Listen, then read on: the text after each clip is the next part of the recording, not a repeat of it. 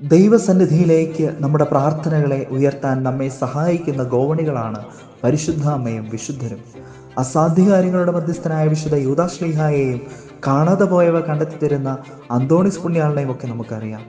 എന്നാൽ മറ്റു ചിലർ സ്പെഷ്യലൈസ് ചെയ്തിരിക്കുന്ന മധ്യസ്ഥത്തിൻ്റെ മേഖലകളെപ്പറ്റി പലപ്പോഴും നമ്മൾ അജ്ഞരാണ്. അതിനാൽ പല എപ്പിസോഡുകളായി ഏതാനും ചില വിശുദ്ധരെയും അവരുടെ മധ്യസ്ഥത്തിൻ്റെ മേഖലകളെയും അതിന് കാരണമായ ചില വസ്തുതകളെയും പറ്റി നമുക്ക് പരിചയപ്പെടാം. പകർച്ചവ്യാധികളിൽ നിന്ന് സംരക്ഷണം തരുന്ന മധ്യസ്ഥനാണല്ലോ വിശുദ്ധ സെബസ്ത്യാനോസ്.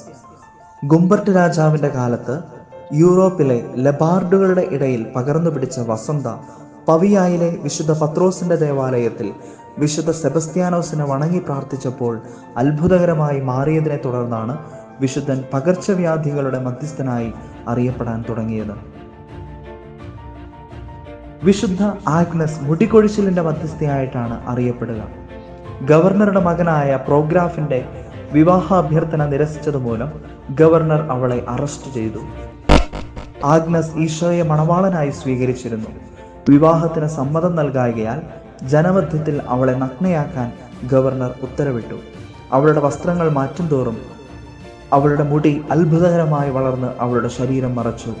ഈ സംഭവത്തെ തുടർന്നാണ് മുടികൊഴിച്ചിലിന്റെയും മുടി സംബന്ധമായ രോഗങ്ങളുടെയും മധ്യസ്ഥയായി വിശുദ്ധ ആഗ്നസ് പുണ്യവതി വാഴ്ത്തപ്പെടുന്നത്.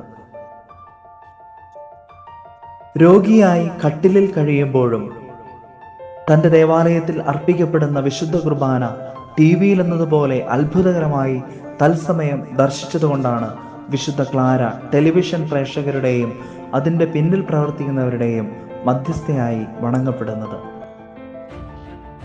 പരിശുദ്ധ അമ്മ പ്രത്യക്ഷപ്പെട്ട് നൽകിയ ആഹ്വാനം സ്വീകരിച്ച് കുടുംബങ്ങളിൽ വേദനയും രോഗവും അനുഭവിക്കുന്നവരെ സഹായിക്കുകയും മരണത്തിന് ഒരുക്കുകയും ചെയ്തതുകൊണ്ടാണ് വിശുദ്ധ മറിയം ത്രേസ്യാമ്മ കുടുംബങ്ങളുടെ മധ്യസ്ഥയായി പ്രകീർത്തിക്കപ്പെടുന്നത്.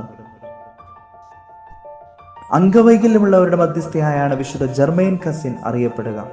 ക്രൂരയായ രണ്ടാനമ്മയിൽ നിന്നും കഠിനമായ ശിക്ഷകളും പീഡനങ്ങളും ഏറ്റുവാങ്ങി 21 വയസ്സുവരെ ധീരമായി ജീവിച്ച ഈ കന്യകയുടെ ഒരു കൈക്ക് സ്വാധീനം ഉണ്ടായിരുന്നില്ല.